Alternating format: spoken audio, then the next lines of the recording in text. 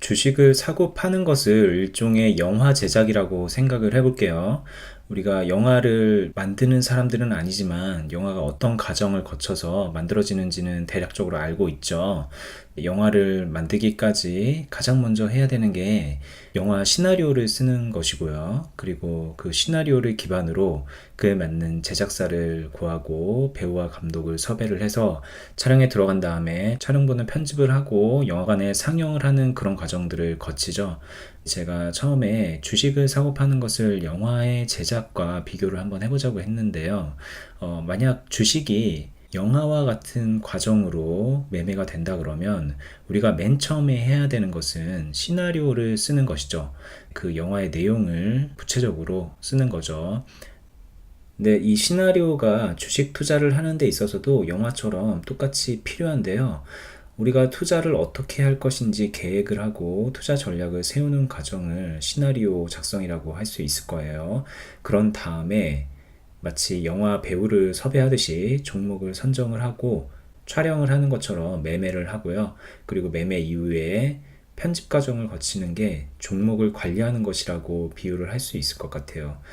네, 그래서 이번 시간에 이 주식 투자를 하는 데 있어서 시나리오를 작성하는 것에 대해서 알아볼 텐데요. 이 시나리오라는 것은 영화에서도 마찬가지지만 한번 나오면 그리고 그 시나리오를 기반으로 시작을 하면 어지간하면 그 시나리오를 잘 수정을 하지 않죠. 그만큼 시나리오를 잘 만들고 영화를 찍어야 되는 것처럼 주식 투자를 하는 데 있어서도 시나리오를 세웠으면 되도록이면 그 시나리오를 잘 지켜가면서 매매를 하는 것이 원칙일 겁니다. 만약 중간에 시나리오를 막 바꾸면 애초에 찍으려던 영화가 안 나올 수 있는 것처럼 주식 투자에 있어서도 투자를 망치는 그런 원인이 될 수가 있으니까요. 우리가 지금까지 잘 배워온 그런 주식 투자의 여러 가지 매매 기법과 원칙들을 잘 이용해서 시나리오를 작성하는 방법을 알아보도록 하겠습니다.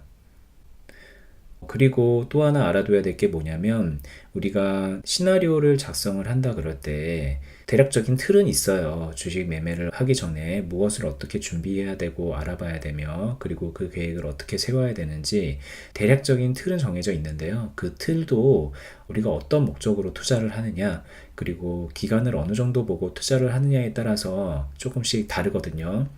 예를 들면 단기 투자를 한다 그럴 때 가장 중요한 것은 수급을 보는 것이라고 했어요. 그리고 그에 따른 기술적 분석을 잘 하는 것이 중요한데요. 여기서 시나리오를 작성을 할 때도 이 수급과 기술적 분석, 다르게 보면 차트 분석을 위주로 시나리오를 작성을 하는 것이 좋겠죠. 반면에 중장기 거래를 할 때는요, 아무래도 기업의 내재 가치를 비롯해서 기본적인 분석을 잘 해내는 것이 중요할 겁니다.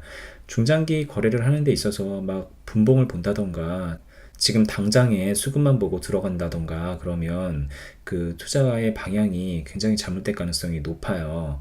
오랜 기간 들고 있을 때 중요한 것은 지금 당장 뭔가 테마를 타고 수급이 잘 사느냐 아니냐 보다 지금 주가가 이 기업의 가치에 비해서 충분히 저평가가 되어 있는지 그리고 여기에 투자를 했을 때 장기적으로 기업 가치를 그대로 따라갈 만큼의 환경이 되는지 그런 것들을 분석을 해야 되니까요.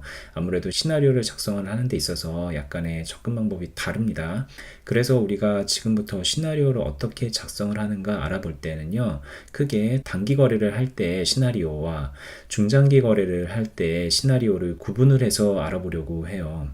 네, 이걸 구분하는 게 왜 중요하냐면 만약 우리가 이 거래 목적과 기간에 따른 시나리오를 어떻게 작성하는지 모른다 그러면 그리고 시나리오 없이 매매를 한다 그러면 그때그때 기분에 따라서 단기 투자를 하려고 했다가 갑자기 중간에 마음이 바뀌면서 장기 투자로 전환이 되고요. 네, 그러다 보면 애초에 장기 투자에 맞지 않는 타이밍과 맞지 않는 종목을 선정을 해서 들어갔기 때문에 주식 투자에 성공할 가능성이 굉장히 낮아질 테고요. 장기 투자를 하려고 그러는데 이 기업의 실적이라던가 안정성 같은 것을 보지 않고 지금 당장에 눈앞에 보이는 수급만 보고 들어갔다가 큰 낭패를 보는 경우도 많이 있으니까요. 어떤 식으로 우리가 매매 전략을 구분을 해서 시나리오를 세워야 되는지 지금부터 잘 알아보시고요.